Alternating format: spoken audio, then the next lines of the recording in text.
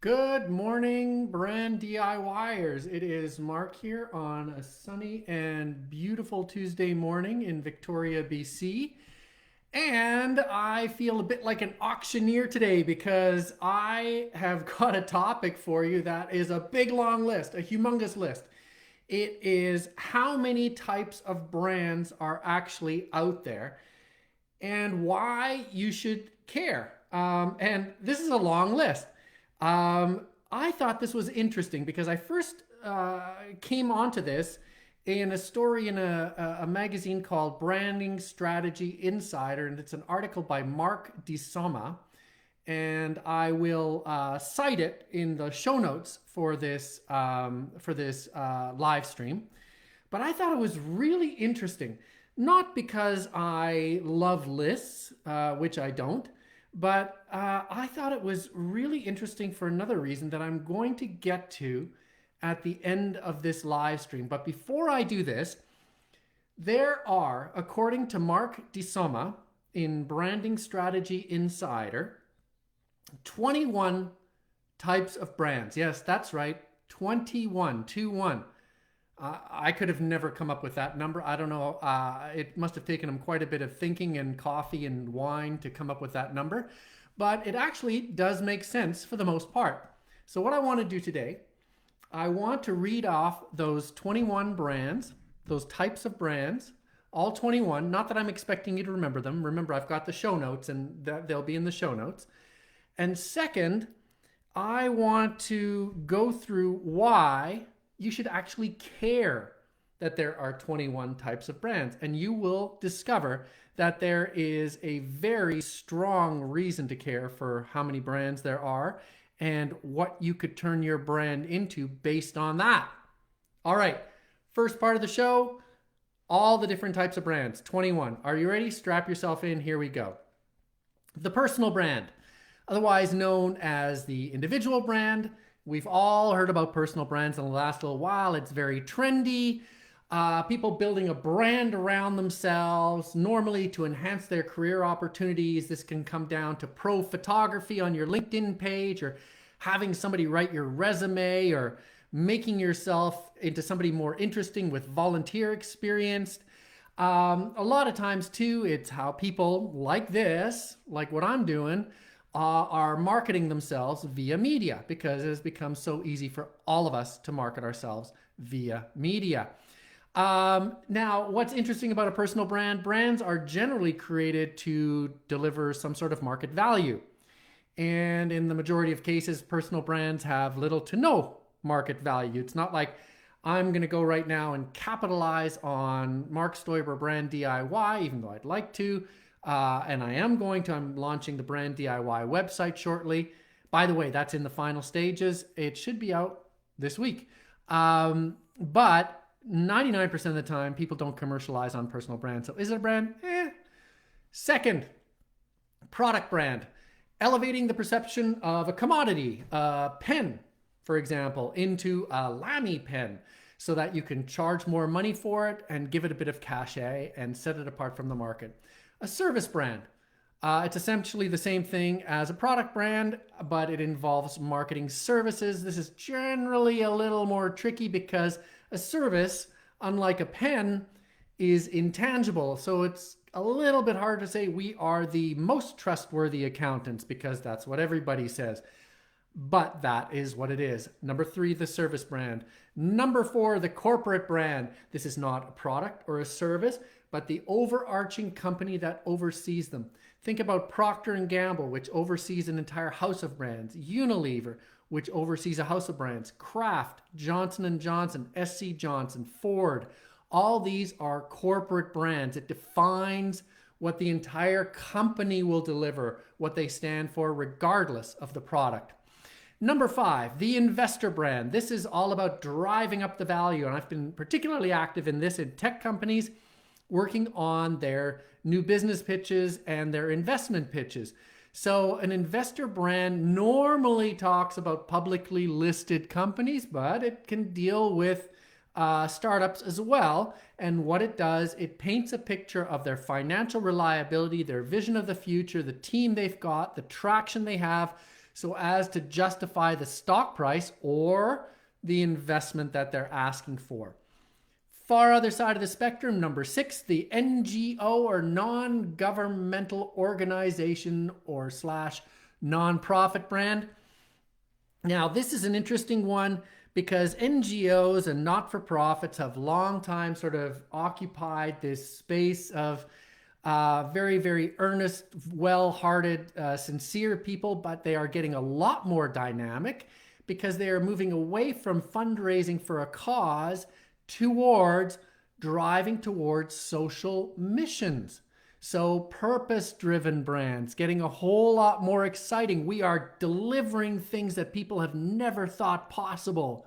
That's very cool. As opposed to, please, can we have some money? Not so cool. A public brand, and this one I have government brands, right? And someone makes a very interesting point. He said, how can there be a brand which implies competition and setting yourself apart if there's no competition?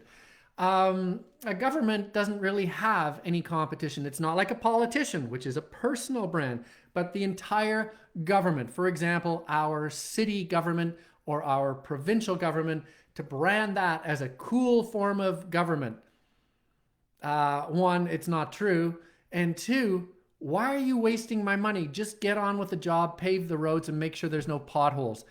However, Desama makes a point that you need to develop a trust mark instead of a brand. So you say, if this road was built by this city government, you know that this road is going to last 10 years. Now that makes sense.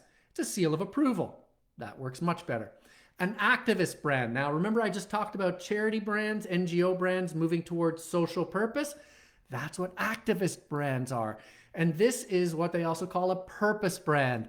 Now, this is where things get fuzzy because you have companies that are making money like Benetton saying, we are going to be activists for political causes, for death row and immigrants being turned away and women and children being treated unfairly, or the Body Shop saying, you know, we are going to be against animal testing. And then on this side, you've got the NGOs and the charities going, we are social purpose brands. We are activist brands as well. Things are getting kind of messy in the middle.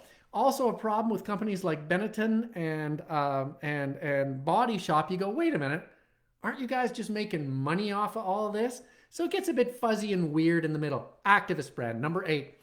Place brand. I've worked on a few of these. I've branded entire towns. In fact, these are city brands or destination brands. Now, this is not to say that it is, come to Victoria, it's a nice place. But what you want to do, you want to associate people, you want to associate your place with an idea. The friendly city, the city with the most festivals, the city where you can relax, the city where retired people feel at home, the young, dynamic, vibrant city. So you can associate your city with an idea, with a concept, and that is a place brand. Like the place brand, number 10, a nation brand. Now, whereas place brands are about specific areas, nation brands relate, as per their name, to the perception and reputation of a country. And you know, one of the great sort of examples of nation branding is studies like The Economist does. Which nation is perceived as the most fair, as the most equitable, as having the best social services, the nicest place to live? You know? So place brands and nation brands are very important because they actually do drive the economies of places. And it's why it's very important to have your place stand for a thing as opposed to it's a nice place. Number 11, the ethical brand. So this is done in two ways. First, this is how brands work. So our brand of ethics is we are an ethical company. We have been checked out by an NGO and they have confirmed that we run ethically. And second, an ethical brand is also the company doing the checking out. So for example, Fair Trade Coffee is an ethical brand. However, they also apply their purpose or their process to other brands like Starbucks coffee. So if Starbucks coffee has a fair trade logo on it, you go, fair trade is an ethical brand. They do all this fact checking and back checking to make sure that the coffee company lines up ethically. And Starbucks is an ethical brand because they have the fair trade logo on it. Two types of ethical brands. Probably as far from ethical as we can go, the celebrity brand, number 12. And it's how the famous people, the Kardashians, commercialize their high profile using combinations of social media content, appearances, products, and gossip notoriety. I saw Kim Kardashian a little while ago on David Letterman. He has a new program called My Next Guest Needs No Introduction.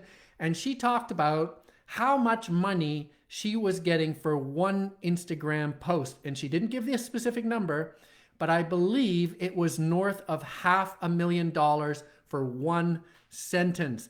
That, my friends, is a celebrity brand. Never have I ever been asked to give a line on Instagram for $500,000. I'm still waiting. All right. If you know anybody who wants to give me $500,000 for a line on Instagram, I'd be happy to do it. $250,000. I'll settle for $250,000. Number 13, the ingredient brand. Intel Inside, Teflon, Gore-Tex. So this is all about an ingredient that adds to the value of another product. And I love ingredient brands because what happens is you take something that's kind of intangible and invisible and you make it into a thing. And I love it because this plays with the whole idea of psychology. Guys, I don't know if an Intel Inside is a chip or a piece of pizza or a small bug running on a treadmill. I don't know what it is, but I know that if there's Intel Inside, I'm going to pay more for my computer. The magic of brands. Gore-Tex, same thing. Yeah, Gore-Tex, sure, apparently it shields me from the rain, but lets the garment breathe. I don't know that I've ever seen Gore-Tex in action. I've got a lot of Gore-Tex material in my clothing, but I'm not sure I've ever seen a Gore-Tex at work. So it's one of those things, it's one of the wonders of humanity that we create these things called brands that are kind of ethereal and invisible, and we derive value from them. Fascinating stuff. I love it. The global brand. This, I've worked on a whole bunch of global brands. Brands like Budweiser, Procter & Gamble, Mr. Clean, Suzuki. I've worked on McDonald's. And what these global brands are all about is comfort, familiarity, availability, stability, all these things that I want when things get ugly. When things get ugly, I want a Budweiser because I know I can count on Budweiser. When I travel around the world, I know what the local economy is like based on the price of a Big Mac. Because everywhere in the world, I can get a Big Mac, and if I pay 20 zlotys in one country and 50 rupiahs in another country for a Big Mac, I know kind of what the local currency is at because I know what a Big Mac is worth. And I love Big Macs wherever I go. Comfort, familiarity, stability. Direct contrast, number 15, the Challenger brand. Aren't you tired of Budweiser? Don't you want an IPA from this local brewery? Those are Challenger brands. They're saying, you know what? Those big, comfortable, familiar brands, they suck. Why don't you get something that's a little more spicy? Because we know that you're a spicy little individual and you want to try something wild and crazy and not be big and boring and bland. Challenger brand. Number 16. Wow, I can't believe we're at number 16. Number 16, the generic brand. This is the brand that you choose when you lose distinctiveness. First, you have healthcare brands that have lost their patent protection. So now they've got a whole bunch of brands out there that are exactly the same as them. Aspirin is one of the examples. Aspirin is still a name brand, but there are a whole bunch of brands that have the same ingredients where you just go, they're all the same. I'll just take the cheapest one. The second form is a brand where its name has become ubiquitous. And so it becomes a verb. Google, Xerox, tape, right? So tape is 3M. but it has become ubiquitous. Kleenex is ubiquitous. So it's sort of the brand sort of loses its value, even though it still has terrific value. But I'll pick up a box of Kleenex that is a no-name brand, and I'll still say it's Kleenex. So the actual brand Kleenex has kind of lost its value. Funny, isn't it? And the third form is the unbranded, unlabeled product, the product X, that is sitting at the bottom of the supermarket shelf that has zero value beyond the utilitarian, and that's the one you get when you got no money and you're backpacking across Europe. Luxury brand, as far from generic brand as you can get. These are prestige brands that deliver social status and endorsement to the consumer. Buy this Louis Vuitton purse, feel like a better person. Invest in a Ferrari, be taller, sexier, and suddenly grow more hair. That's how they work. A cult brand, probably kind of a luxury, but in a different way. A cult brand doesn't say you're worth it, you are rich and famous, you deserve a Ferrari. A cult brand says if you're not cool enough, you'll never even know about this. You have to attain a certain level of cool that you get let into the nightclub and other people don't. Why? Because you're cool.